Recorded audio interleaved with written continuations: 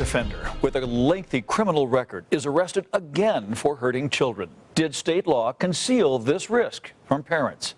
Thanks for joining us. I'm Dave Courvoisier. Paula has the night off. 8 News Now has learned the man wasn't considered dangerous enough to be listed on Nevada's sex offender registry. His neighbors never knew his history before the new allegations surfaced. Vanessa Murphy is here with this exclusive story. Vanessa.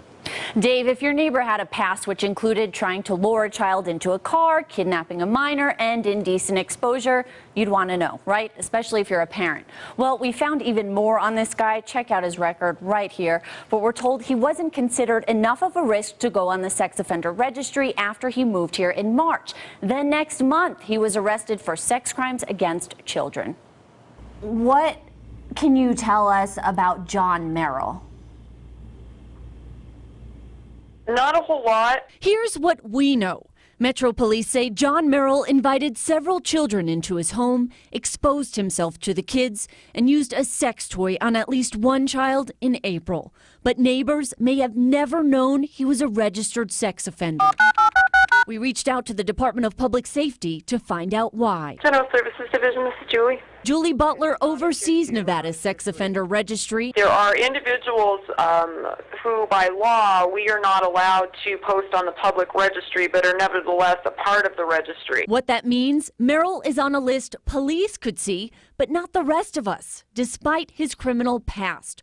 According to this arrest report, his criminal history spans 6 states, with multiple charges in recent years, like indecent exposure, attempting to lure a child into a moving vehicle, and kidnapping a minor. Records we found reveal numerous arrests. The states listed are Maryland, North Carolina, Florida, and Pennsylvania.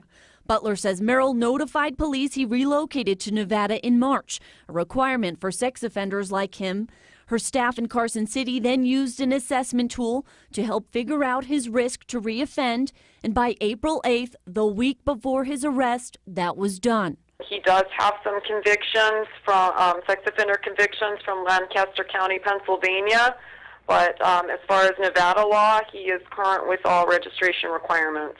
Butler claims her staff is just following the rules. Sex offenders considered moderate and high risk, that's referred to as tiers 2 and 3, can appear on the registry for the public to see. But she says by state law, Merrill didn't fall into either of those categories.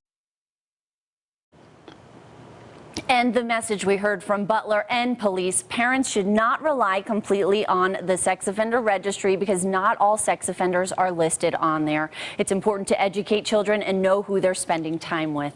Tonight, John Merrill is in jail on 27 charges like kidnapping of a minor and luring a child. Sounds familiar, right? His next court date is June 4th. Dave. All right, Vanessa, and we are